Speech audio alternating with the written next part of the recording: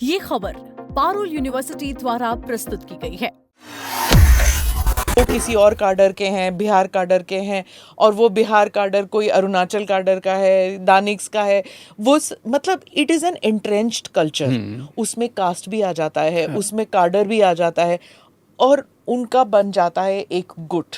और जब कोई बाहर से आता है वो डिस्टर्ब हो जाता है। नहीं, बाहर से थोड़ा ना मोदी जी हैं, तो पार्टी संगठन में ही थे लंबे समय तक। हाँ। और गुजरात भी तो भारत का हिस्सा ही है। पर उन्हें स्टेट भेज दिया था। नहीं, वो ठीक है। हाँ। लेकिन अगर 2014 के इलेक्शन से पहले, जब राजनाथ सिंह पार्टी के अध्यक्ष भी थे, अगर इलेक्शन से 8 महीने पहले तय हुआ कि उनके नाम पे इलेक्शन लड़ा जाएगा, इसका मतलब है कि पार्टी को ये भरोसा होगा कि उनके नाम पे जीत पाएंगे, वरना ये फैसला कैसे होता।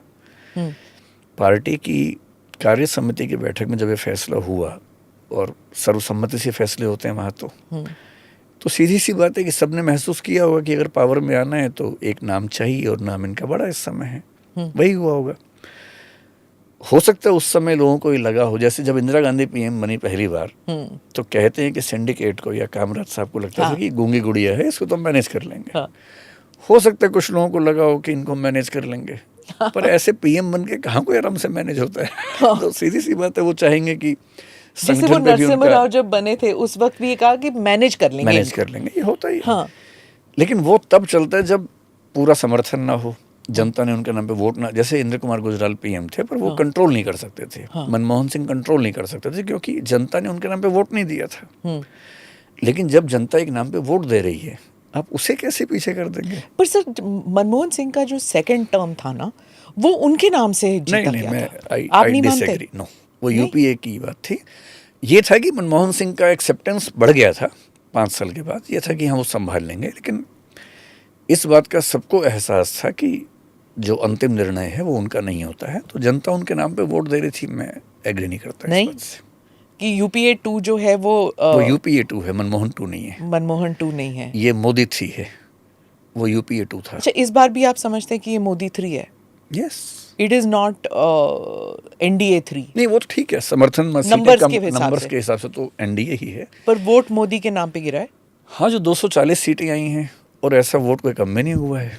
मतलब अगर आप 19 में देखेंगे तो 37.6% शायद वोट थे इनके, बीजेपी के। तो रीजनल पार्टीज का आप क्या कहते हैं कि इस साल 36%, 0.8% ही कम हुआ है। 0.8%, ऐसा कम भी नहीं है। रीजनल पार्टीज भी पर्सनालिटी बेस्ड जो पार्टीज, पावर फैमिली बेस्ड जो सिस्टम है उनका, क्या आप सोचते हैं कि there will be a time कि रिबेलियन हो जाएगा, ये फैमिली बेस्ड नहीं होगा? जैसे शिवसेना के साथ जो हुआ कि फैमिली नहीं देखना आपने, मतलब कि शिंदे हैज़ कम अप कि हाँ, आप ये नहीं समझ सकते कि आप बाल ठाकरे से उद्धव, उद्धव से आदित्य, ऐसे नहीं होगा। लेकिन इट हैपेंड, सिंपैथी फैक्टर काम कर गई कि आप उत्तराधिकारी जो हैं वो दादा से बेटा, बेटा से उसका बेटा, ऐसे चल रहा है जी। हमारा समाज जो है वो अभी लोकतंत्र के मूल्यों को डाइजेस्ट कर नहीं पाया है। हमारा सिस्टम डेमोक्रेसी है, थॉट प्रोसेस मोनार्की वाला है। वाह।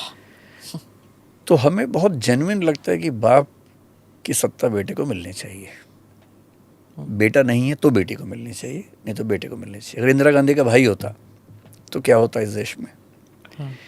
इंदिरा गांधी का भाई नहीं था इसलिए वो पीएम थी। कोई भाई होता तो देश कभी एक्सेप्ट नहीं करता। तो कल्चरल नॉर्म्स अलग होते हैं।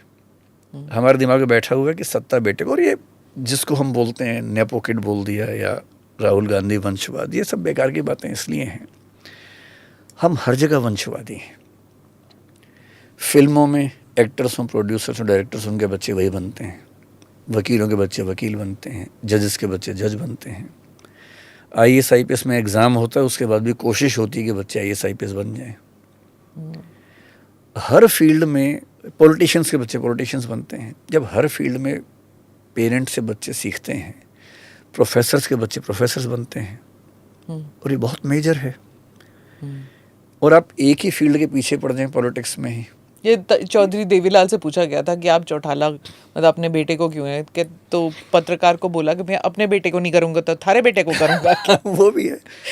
इसमें एक पक्ष ये भी है कि मतलब जिसको महात्मा गांधी की भाषा में कहूँ तो जो बच्चा अपने परिवार के परिवेश में सीखता है उसकी भी तो वैल्यू है। मैं सोचता हूँ कि अगर किसी बच्चे के पेरेंट्स पॉलिटिक्स में हैं तो उसने बचपन से पॉलिटिकल माहौल को जो सीखा होगा वो कोई दूसरा बच्चा बहुत आराम से कैसे सीखेगा। इसलिए थोड़ी सी एडवांटेज उस बच्चे को मिलती है, हर इंडस्ट्री में मिलती है।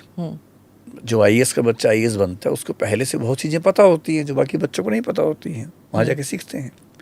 मैं ये नहीं कह रहा कि ऐसा होते रहना चाहिए, पर मैं कह रहा हूँ कि किसी बच्चे को सिर्फ इसलिए खारिज कर देना कि उसके पिता ने कुछ किया है या माँ ने कुछ किया है, ये भी ठीक बात नहीं है। तो फिर वो बच्चे पॉलिटिक्स में जाएं क्यों, जब पता है कि इतने फायर वॉल्स हैं कि मैं उस मकाम पे पहुंच नहीं सकता क्योंकि वो फायर वॉल है। मतलब जो पार्टी का नेता, फाइनल नेता तो वही बनेगा जो। देखिए, भारत की पॉलिटिक्स में आप किसी भी पार्टी को उठा के देख लीजिए, जो टॉप 2 लोग होंगे या तो वो एक परिवार के होंगे या बहुत गहरे दोस्त होंगे, तीसरा ऑप्शन नहीं है।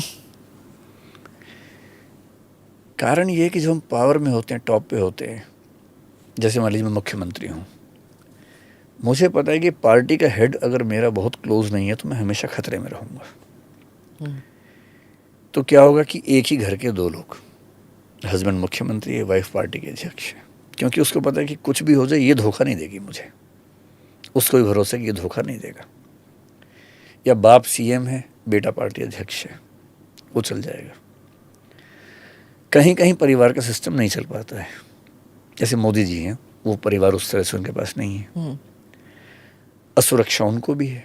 अगर पार्टी का अध्यक्ष कोई ऐसा व्यक्ति बन गया जो उनके खिलाफ है, हाँ, तो सारी एनर्जी वहीं खर्च हो जाएगी। तो उन्हें पार्टी का अध्यक्ष ऐसा व्यक्ति चाहिए जिस पर वो आंख बंद करके भरोसा कर सके। और आरएसएस वो भी एक एंगल है, एक एंगल वो भी हो सकता है। तो वो अमित शाह हो सकते हैं, नड्डा जी हो सकते हैं, जिन पे बहुत भरोसा होगा। Arvind Kejriwal family based party वाले आदमी नहीं है, हाँ, तो उनको मनीष सिसोदिया चाहिए जिस पर आंख बंद कर भरोसा कर लें। ये जो आंदोलन से जो निकले, वो हम बाद में बात करते हैं, लेकिन जो स्ट्रक्चर्स हैं पॉलिटिक्स में, हाँ, या कंपनीज के, जो उसमें सबसे टॉप पोजीशन पे है उसको नंबर 2 पे हमेशा वो व्यक्ति चाहिए जो जिस पर आंख बंद करके भरोसा हो सकता है। तो मैं मजाक में कहता हूँ कि इस देश में 2 ही वाद हैं, या परिवारवाद या यारवाद। उसके बिना काम नहीं चलेगा, चल भी नहीं सकता ना। हाँ। मैं प्राइम मिनिस्टर हूँ और मेरी पार्टी का अध्यक्ष मेरे खिलाफ कोई है, मैं कैसे काम करूँगा?